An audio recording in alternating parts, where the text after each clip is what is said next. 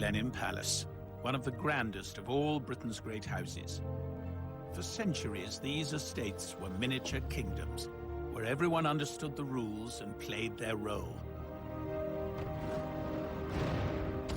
This is the story of how the First World War began the destruction of so many of these perfect worlds. 4 years of horror which notice on the old order. I'm Julian Fellows, and when I created Downton Abbey, I wanted to tell the story of this very moment in our history. There will be explosions on this tape, and passion! I wrote how the lives of the family and the servants were changed, and even ripped apart by war. We showed the women who went to work, and we watched as the doors of the house were thrown open to receive the wounded. Now I want to tell you about the men and women of a real house, Blenheim Palace, the war stories of a real Downton Abbey. This is this very room, transformed into a convalescent ward. Below stairs, I'll discover tales of heroism and tragedy. Now, this is very different from taking orders from the Ninth Duke. And upstairs, I'll seek out those who seized their chance to change. She doesn't look very retiring. She and the Bulldog have much in common. And I will explore the making of Blenheim's most famous son. Churchill was desperate to get in on the action. Well, this is real. This is the original. I hardly dare touch it. The First World War would completely change the lives of the men and women who went through it. The world they'd die in would bear almost no resemblance to the world of their beginnings. It was a momentous time for Blenheim, and by the end, Britain would be transformed.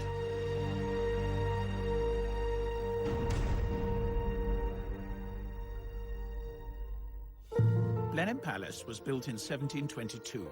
An extraordinary physical manifestation of the power and status of the Churchill, later Spencer Churchill dynasty. The Dukes of Marlborough were the head of the family, kings in their own land.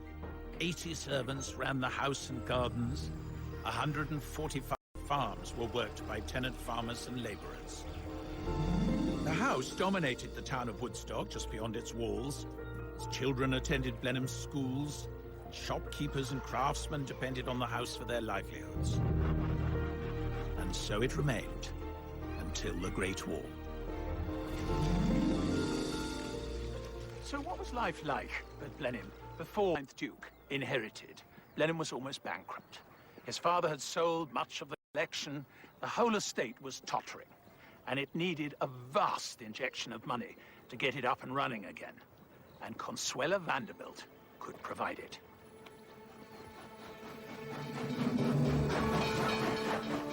The Vanderbilt family had built one of America's largest shipping and railway fortunes, and Consuelo's father, or rather her ambitious mother, had settled a dowry on her, making her an attractive proposition for an impoverished English duke. But for all her striking beauty, there was never any attraction between bride and groom. And here they are, Consuelo and Sonny, the Ninth Duke, making a more convincing couple in marble than they ever did in life. In truth, this was a business deal. He got Consuelo's millions, her mother got a duchess for a daughter. For the people of Woodstock, this was like a royal wedding, and their future prosperity lay in the gift of the happy couple. They were married towards the end of 1895 in New York, but they took a long honeymoon tour, which unfortunately only really served to show they didn't like each other very much. But anyway, they arrived back here in the spring of 1896. Of course, it was a fantastic event for the town. There was bunting and flags everywhere. The whole population turned out to welcome the glamorous new American Duchess, and all the dignitaries were in their robes, and there was even a squadron of the Queen's own Oxfordshire Hussars there to welcome them.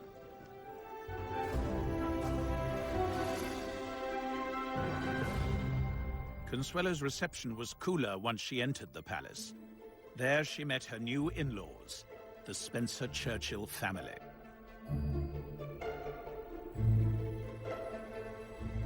This is the grand dining room where most of the meals were taken. Absolutely fabulous room, this. Lady Henrietta Spencer Churchill is Consuelo's great-granddaughter. And this is Tim, who's our butler. Oh, hello. Julian Fellows. So Tim has very kindly laid the table as it would have been set during that time. Oh, fantastic. So this is Consuelo arriving on her first night here. Well, you have to remember, she was only 19 when this marriage was arranged, and I think she found it particularly difficult dealing with the hierarchy of the staff. At that time at Blenheim, there were probably up to 80 household staff. Yeah. And, you know, there's this wonderful story when she wants fire lit, and she calls for the butler. The butler says, that's actually not my job. I'll just call for the footman to light the fire. She says, don't worry, I'll do it myself. I think the other tough thing for Consuelo was that she was suddenly engulfed by this huge Churchill family. One tale describes them as a signal for the ladies to leave the table. But her husband's aunt, the formidable Lady Sarah Wilson, had been running the house before Consuelo arrived, and she expected to retain this role. And I think Lady Sarah was one of the few daughters who was still at home. So she sort of felt, well, who's this sort of American upstart coming to take my place as hostess? But in fact, it was Consuelo's job to get up and lead the ladies out. And then She rose and intercepted her at the door and said, are you ill? are you ill? I love that. And when Lady Sarah denied it, she said, oh, I thought you must be ill because you're leaving early. And that was the end of that rebellion. I bet she didn't do that again in a hurry. You know, she was determined to make her mark and show that she was rightfully the hostess, and good for her. And that was her business. Absolutely. Such pettiness was made irrelevant in August 1914 with the declaration of war.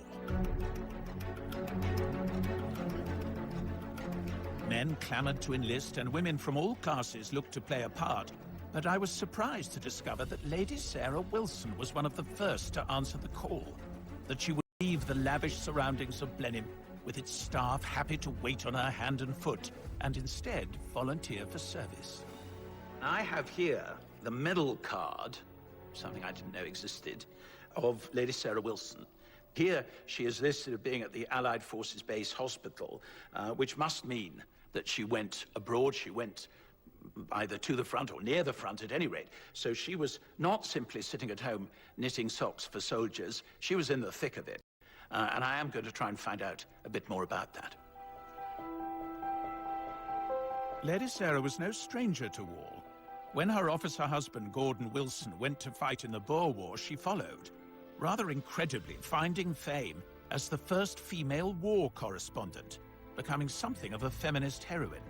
But her activities during the Great War are less well known, so I'm in London to find out more at the Royal Society of Medicine's library to meet historian Alison Fell. I have the medal card of Lady Sarah Wilson. But what did she actually do out there? Well, I've got an article from a newspaper. This is shortly after the outbreak of war. Hospital at the front. I propose to run the hospital under the auspices of the Red Cross Society to engage the best available surgeons and nurses. This stationary hospital of 200 beds has been gratefully accepted by the French ambassador on behalf of the French government for English and French wounded. And it would have involved an awful lot of negotiation with a number of different people setting up a hospital, and so to have to deal with the military authorities, with the Red Cross, to employ people around. This is her, is it? It is. See her confidence, I think. Yes, she doesn't look very retiring. She and the bulldog have much in common. Indeed. I mean, if she had been timid and vaguely inquiring as to whether or not she could be useful, clearly she wouldn't have got anything like as much done. And I think they would have seen, although they weren't right at the front. Yeah, but they saw the men coming in. Absolutely. A world away from her life receiving guests in a sumptuous palace, as Lady Sarah put herself within earshot of artillery fire, at the same time, her husband, Colonel Gordon Wilson, was somewhere on the front line. I have here the war diary. It's quite difficult to read.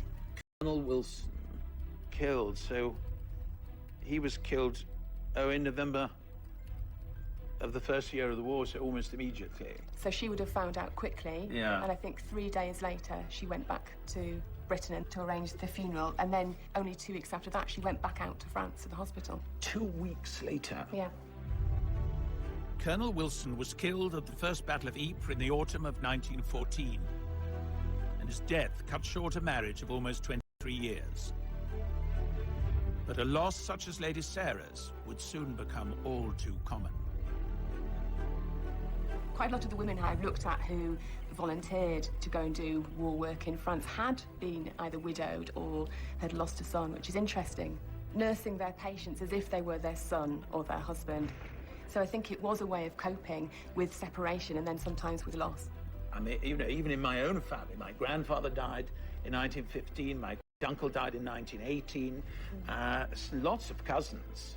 They all had men they loved who were at the front. Yeah. And an astonishing number of families were touched by death. Grief united women from all classes, leaving more than 200,000 British widows. Sarah Wilson devoted herself to helping wounded men in France for a further 2 years. I have another document here that we found from 1960. Lady Sarah Wilson has her own hospital, which a man who was nursed there told me was the jolliest place to be ill it was possible to imagine. He said Lady Sarah herself was a veritable tonic. So bright and cheery was she always. I don't think Consuelo would have recognized this portrait. I was just about to say what a different picture of her.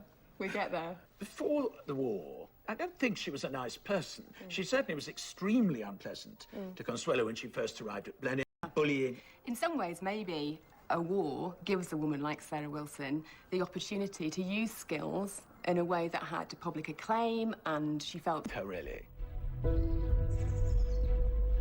Her rival Consuelo had moved on too. She'd done her duty by bearing 2 male children, an heir and a spare, then fled the palace for London to get away from the husband she loathed. There, she dedicated herself to helping women in the workplace.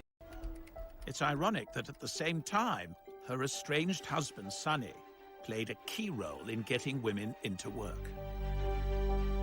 Under his leadership, women of every class took up jobs previously reserved for men. It was a change that would alter things irrevocably long after the war was over. I'm meeting Michael Waterhouse, the 9th Duke's great-grandson. He founded this women's land corps that became the land army that we know so much about from the Second World War. Well, the Second War, we always think it's a Second World War phenomenon. But it's not. It's Sonny Marlborough as a junior Minister of Agriculture, and he encouraged women to come forward to work on the estate because all the men went off to the front. The Duke didn't stop there. He offered this very formal long library for service. Before the war, it had accommodated grand balls and glittering receptions, and it would have been unthinkable to see it filled with sick beds. You know, this very room transformed into a convalescent ward. I find there's something very moving in that, really, wanting to involve even the house. He really made Blenheim play its part in the war. You know, ploughing up the sheep walks for arable, planting cabbages in the herbaceous borders. He saw himself as a great Englishman, and he was going to do his bit for Britain, and he was jolly well also, as minister, going to use his influence to encourage other people to follow his example. This was before the National Health Service, and it was vital that these great families got involved, because in the First War, their houses were not requisitioned.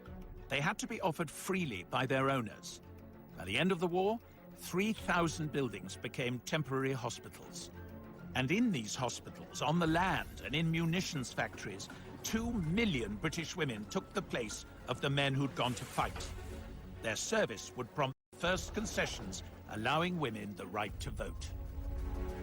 But it was the men of Blenheim who faced the horrors of the front line. Above stairs and below stairs, they volunteered to fight for their way of life. I'm going in search of 2 young men from very different backgrounds. One, Arthur Hine, a lowly clerk on the estate. Sergeant Hine, attached to the intelligence department. The other, Winston Churchill, the undisputed star of the Churchill family. There's absolutely no doubt that he did experience firsthand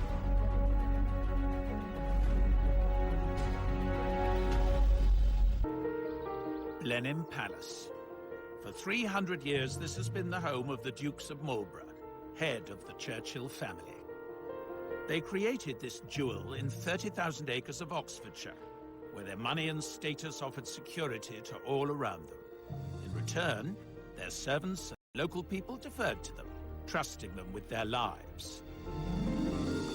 But when the First World War broke out, this ancient system was put to the test.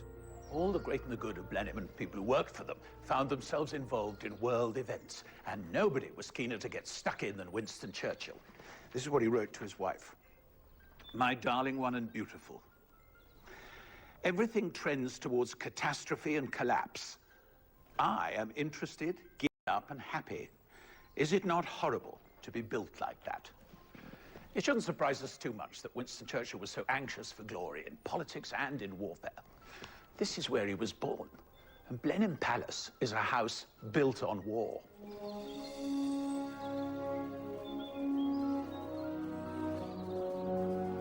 Throughout his young life, Winston had a constant reminder that war was in his blood. His ancestor John Churchill won a famous victory over France. He was rewarded with Blenheim and a dukedom. Well, this is the column raised to the memory of the first Duke of Marlborough, with an incredibly splendid inscription, which is pretty florid. A monument designed to perpetuate the memory of the signal victory obtained by John, Duke of Marlborough, the hero not only of his nation but his age, who by military knowledge and irresistible valor rescued the empire from desolation, asserted and confirmed the liberties of Europe. I think it was terribly important to Winston Churchill to prove that he was a worthy successor to his great ancestor. And when the war started, he was very anxious to make his mark. Not very surprisingly, his thoughts turned to a cavalry regiment that was local to Blenheim. And on the 4th of August, the Woodstock branch of the Queen's Own Oxfordshire Hussars received a cable with a single word: mobilize. With that one word, Churchill called on the ancient bonds of loyalty he expected in Blenheim men. It meant that they would be among the first to see action. I'd love to know more about their war. Deep in the bowels of the palace, I'm meeting Blenheim's historian, Karen Wiseman. Wonderfully Edwardian faces. This is Maisie. Then there are 4 Hollises dotted around. This is one of the Hollises, and they worked as footmen. And then you see this lovely man. But all 4 brothers were footmen? Were all in the palace, yes. They were all listed as working for the butler. Tell me that some of them survived the war. 2 of them did not, and 2 of them did come home. Oh, God. And then over here, we have Arthur Hine, lovely fresh-faced young man. And yeah, God, they were so young. Oh. And the Hine family have worked for Blenheim for many generations. If I just show you this photograph album here, I need to just push that across. Now, this was a gift to the 9th Duke and Duchess when they got married. And when you turn the pages, you'll see they're all dressed in Sunday best with their names underneath. Oh, and it's all the estate workers and house workers. And all the tenants. And if you keep going a little way till you get to the name Hine. Oh, here we go. Yes. Now, here is Josiah Hine and J.E. Hine. Josiah Hine was estate clerk, and then his son J.E. Hine comes and joins them. Beautiful book, isn't it? Yeah. If we have a little look at this enormously heavy ledger to start off with. It's marvellous, isn't it? Look at the beautiful handwriting. Oh, and here is A.R. This is Arthur, presumably. Is this when he joins the office? Yes. He's not paid as much as his dad, but he's paid. Yes. You can see he's given quite particular jobs. Drawing plans and plotting land. One last thing to show you about Arthur Hine is we bring it up to the 1914 period. Oh, yeah. A.R. Hine is missing, so I suppose that means... He's gone off to war. He's gone off to war. He's gone off to war.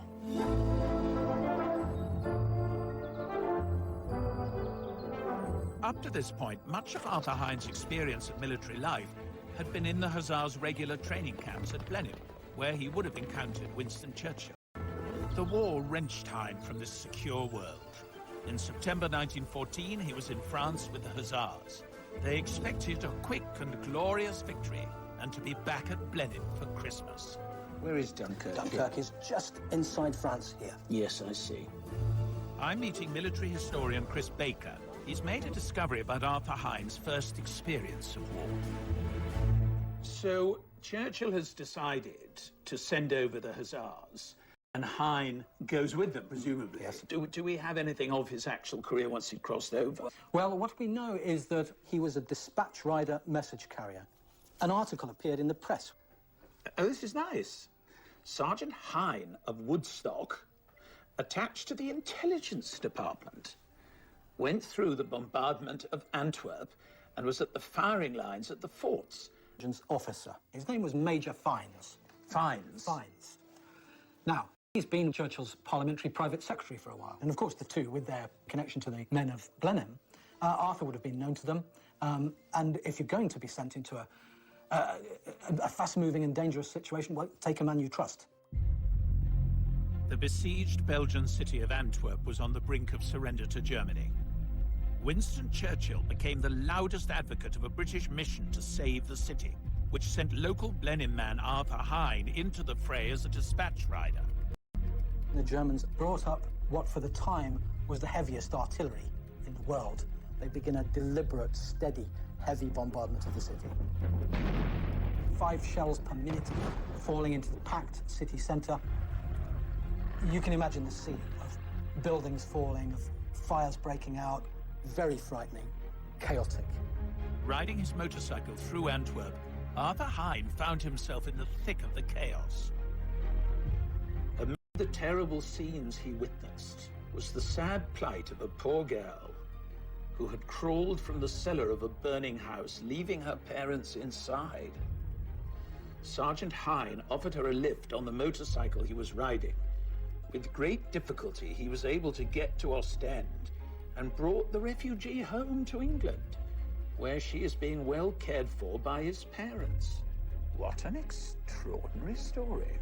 I don't think there is much doubt that Arthur was given some kind of special mission to go home. Because he couldn't have been court-martialed. Absolutely, you couldn't just do that. The first thing Churchill would want to know is what really happened. Yes, absolutely. And an eyewitness account was clearly essential. The regimental history hints that he went to London on arrival in England, which again sort of reinforces the possibility. Wretched Belgian girl clinging to his waist the whole time. Antwerp quickly fell to Germany, and 30,000 Belgians lost their lives. Arthur Hine soon returned to the front, although his role as Churchill's messenger was no longer apparent. He marched into the First Battle of Ypres as a regular soldier, the same bloody battle that killed Blenheim's Colonel Gordon Wilson. By January of 1915, he was in hospital suffering from shell shock. Having seen such horrors, you'd think at the end of the war he'd want to scuttle home to this safe haven. But in fact, he went to work for the railways and never returned to Blenheim. So what kind of man was he? Here we are. To see what she knows, and also to tell her what I've discovered. And it is an extraordinary, extraordinary design, you think. And there's the first Duke on his column, you see. Fantastic. And I'm just going to show you. This is the Queen's Own Oxfordshire Hussars. And this chap is Arthur Hine. My goodness me. He looks so young, doesn't he? It's just He looks heartbreaking. so small. So small and young. So small. Did you get to know him well, then? He came to our wedding, and I've got a picture with Oh, I'd me, love to see it. Where is it? with me. And there he is. Oh, but you see, he's quite sort of stylish, isn't he? And he was always well dressed. But I mean, the way he holds himself, Yes, you can see yes. he's a military man. He certainly was a character, as you can see. I know, no, you can see it in that, actually. Rather extraordinary, really. And he used to come to our house and he used to go, bang, bang, bang, Hine here. Hine here. And he would never, like, when I used to say Grandad, he used to say, no, it's Hine. Oh, and you had to call him Hine? Mr. Hine or just Hine? No, just Hine. He would just turn up out of the blue, and I used to say, I'll cook dinner, whatever. No, give me a cup of tea. Got to be on the next train. Got to be back on the train. Got to be back to Tiverton Parkway. It was very strange. It seems, forgive me for saying, slightly dysfunctional, all that. And I wonder, I mean, he did have a kind of breakdown, really. But actually, he A very splendid war. He worked in the intelligence. He was taking messages, we think, probably to Churchill from the front. So he was a very gallant figure in that bit. And he had this extraordinary adventure at the end of the siege of Antwerp. Do you know about his rescuing? No. None of that. It's all Nothing. secret. Well, amid the terrible scenes he witnessed was the sad plight of a poor girl who had crawled from the cellar of a burning house, leaving her parents inside. And Sergeant Hine offered a lift on the motorcycle he was riding and brought the refugee home to England, where she is being well cared for by his parents. My goodness me. Isn't that extraordinary? I mean, a real adventure. To think he had so many stories to tell. I know. And he couldn't tell them. No. He was just a man of mystery. Bang, bang, Hine here.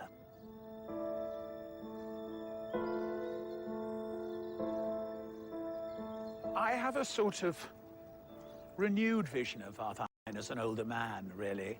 This almost Pinteresque figure who always had to be going to the station and was always late. But I think what it tells us more than anything is the rupture that the war brought. I mean, here he was, a Blenheim man. He knew that that man had gone and he had become someone else. And the only way he could really deal with it was to reinvent himself and start again. I find that very poignant. And I'm afraid there were many, many men who felt exactly like that.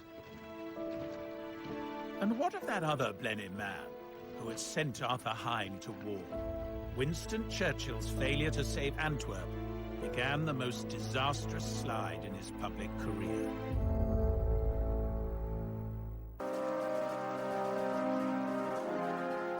Blenheim Palace, home of the Dukes of Marlborough. The first Duke's great victory over France brought the family wealth and influence, and the man most likely to follow in his footsteps was Winston Churchill. But the Great War threatened to defeat his ambition. As First Lord of the Admiralty, he was held responsible for the disastrous invasion at Gallipoli in Turkey. 50,000 Allied troops lost their lives. Churchill was forced out of office, and his reputation was ruined. His response was to go to the Western Front himself, as an ordinary battalion commander.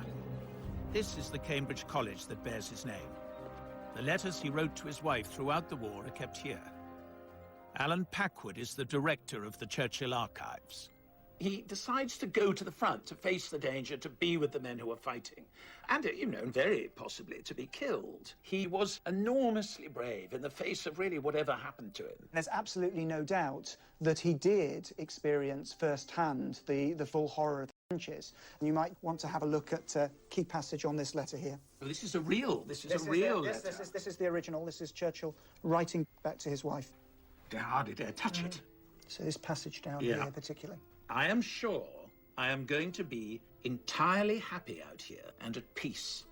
It's an interesting choice of words at the front. I must try to win my way as a good and sincere soldier, but do not suppose I shall run any foolish risks or do anything which is not obviously required. Always your devoted and loving husband, Winston. There's absolutely no doubt that he was personally brave, that he was very resolute under fire, and that's brought very vividly to life by this letter back to his wife, Clementine, from November 1915. So this is the original letter. We have this transcript for you here. You'd rather I touched that than that, wouldn't you? Of course. I know your sort. My darling, we have finished our first 48 hours in the trenches. It is a wild scene. Filth and rubbish everywhere. Graves built into the soil. God. Water and muck on all sides. And about this scene in the dazzling moonlight, troops of enormous rats creep and glide to the unceasing accompaniment of rifle and machine guns and the venomous whining and whirring of the bullets which pass overhead. But in the horror and the mud of the trenches, Churchill began to win his way back as a leader. He always felt that he was a natural commander of men. But he does win them over by taking a keen interest in their welfare. One of the first things he does is to declare war on the lice. He lays on entertainment for them. He lobbies to have his troops built back up to complement. There was this kind of ancient arrangement that the townspeople or the Farmers would give deference in return for protection. That's the tradition from which Churchill comes. He clearly won them over and proved himself actually quite an inspirational commander. Must have been incredibly relieving, actually, for his men, that they knew they had someone who was on their side, taking an interest, and more to the point, had contacts right at the top of the stairs. I think Winston Churchill is one of those people who was changed for the better by the First World War. That very aristocratic sense of entitlement, rather unquestioned, rather arrogant, really, seemed to develop into something kinder and more responsible and more modern. I suppose in a way one could say the First World War made him the man to win the Second World War. The war was dragging Blenheim and its people into the future, whether they wanted it or not. The fact is, who gave the orders and who took them was changing, and a new force was emerging, the middle class. Huge family, yeah. I'm interested in how these changes affected a soldier from a solid Blenheim working family. Yes, George Farley was the founder. George Farley and Son was the firm. House painter, house painter. Genealogist Mary Evans has been digging into this long line of painter-decorators who for generations kept the palace pristine. And if we look in the estate ledgers, we can see George Farley and Sons. 1898. 1898, So it wasn't yes. long after the Duchess's dollars had arrived that we have the kick-off. That's right, yes, indeed. We had them again a little bit later on. And what level are we talking? So bedrooms and passages or staterooms? All sorts. We have one here, look, colouring the walls, etc., in the long library. Oh, OK. Oh, this is 1903. very grown-up stuff. Yes. Mary's found the war record of one member of the Farley family. Albert Frederick Farley, and he joined up on the 15th of September 1915. So that's before conscription. Conscription Yes. didn't come in until the following year. Oh, offence. This is only for reporting offences. This is for the offences, yes.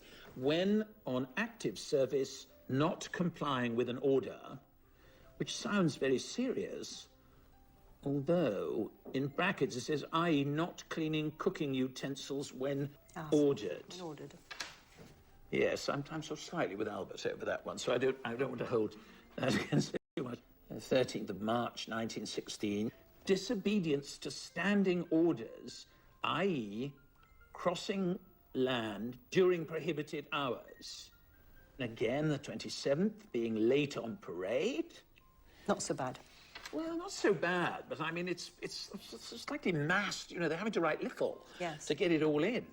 And here we have refusing to obey an order, which I'm afraid this time is not qualified. And the last word, missing. It's rather sad, isn't it? You think he volunteered to protect his country and went off brave, and it hasn't gone well from the beginning. So the question is, what happened to him? I want to discover why this eager young recruit behaved so badly, and what lay in store for him, and this great house that had shaped the universe in which he was born and raised.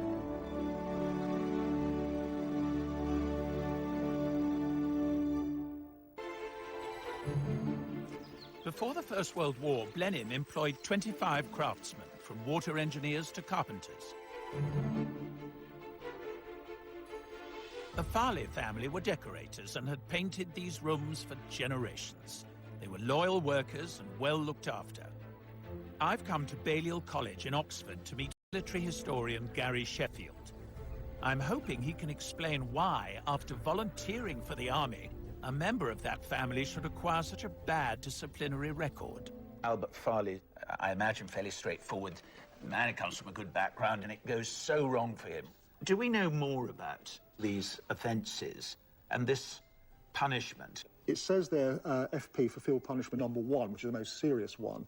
Probably next to executions, the most controversial part of British discipline in the First World War, because it involved tying a soldier to a fixed object 2 hours a day for 21 days. And we've actually got an account by another soldier of his reaction. I saw that one of the artillerymen was stretched out, cruciform fashion, his arms and legs wide apart, secured to the wheel. His head lolled forward as he shook it to drive away the flies. And that seemed Of this half-crucified gunner got us all groggy. That's terrible, isn't it? It's utterly inhumane.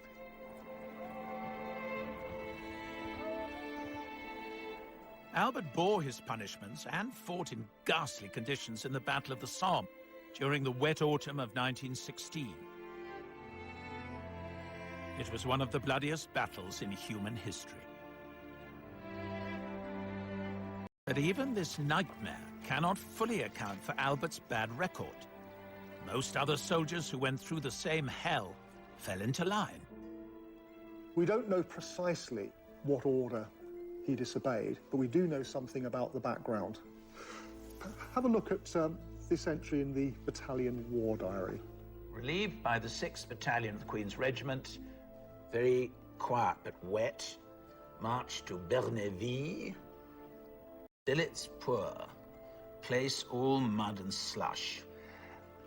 Yes, I mean, that's the key to it, isn't it? I think it is. After terrifying days and nights in the trenches, billets, temporary living quarters at a safe distance from the front, were meant to offer desperately needed respite. One of the central facets of being an officer that would have been drummed in to people going through officer cadet units in places like this Oxford College is that your first and foremost responsibility is to look after the comfort and well-being of your men. Sure, not to pour yourself an enormous whiskey and put your feet up, which I'm sure is what they really wanted to do. And this actually shows this basic principle has been broken on this occasion. Albert Farley would have entered the army expecting his commanding officer to be someone like the Duke or Winston Churchill, who almost by instinct would look after their men in the same way a landlord would look after his tenants. Given the very heavy casualties in the fighting in 1914, you had a series of officers coming into the army who came from very different social backgrounds. Let me give you the enlistment sheet of the soldier put in command of Albert Farley. Oh, here we go. Teakle. Look where he was brought up. Of 10 Rhodesia Road, Clapham. Now, this is very different from taking orders from the 9th Duke. It's actually classic lower middle class suburbia. And his occupation is interesting for an officer. His occupation in civil life is a bank clerk. Although we mustn't be too anti Mr. Teakle. I mean, why shouldn't he be an officer? Why shouldn't he get on? You know, one mustn't think it was easy for the officers either. I keep having this sense of people taken from ordinary lives, you know. That Farley simply cannot, or perhaps will not, cope with the social change that the war has brought about. And in some ways, I think we can see Albert Farley as being a victim of it. The old society is cracking in front of his eyes, and I think he's not very pleased with what replaces it. 6 months after receiving his worst punishment, Albert Farley's war was over. Under heavy machine gun fire in the Battle of Arras, he was reported as missing and accepted as having died. In Woodstock, he is honored by this monument, along with the other local men who gave their lives for their country. When the war was over, the army sent Albert's medals to his mother, Florence. Here we have the receipt for the Victory Medal. And here she's written in, "My son, A.F. Farley." I think there's a sort of pride in that when she writes "my son." She's sort of lifting him off the page. By its end, the Great War had cost nearly 1 million lives from Britain and her empire.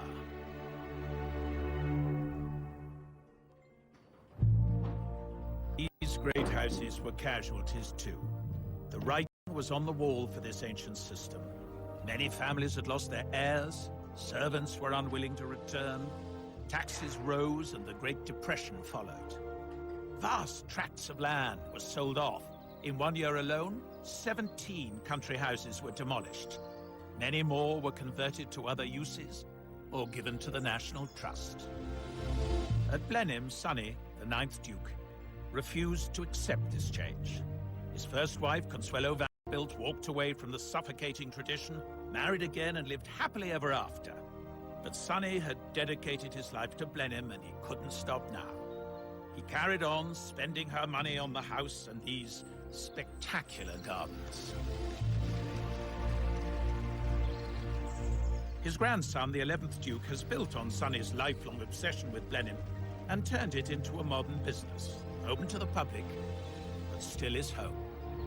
He started with the Italian gardens before the First World War, and then where we're sitting now, the water terraces, he did after the First World War, from 1925 to about 1930. Just when a lot of other families were pulling in their horns, he was making Blenheim more splendid than ever before. That's correct. I mean, it's extraordinary when you think of that. Like Barter appearing at Blenheim. Yeah, well, I mean, it's wonderful that it exists today, and we're trying to keep it going.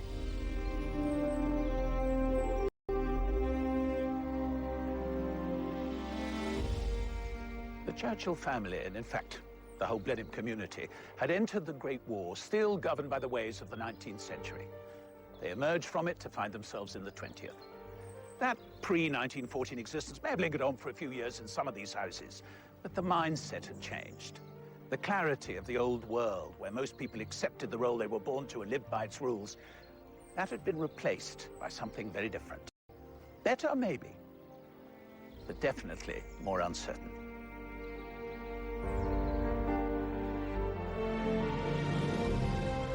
And we head to another grand house this weekend as the new series of Downton Abbey continues Sunday at 9. Then we've brand new drama for you next week as James Norton stars as a vicar on a mission. That's Grantchester, Monday at the same time. Here next, with all the latest headlines, we've the ITV News.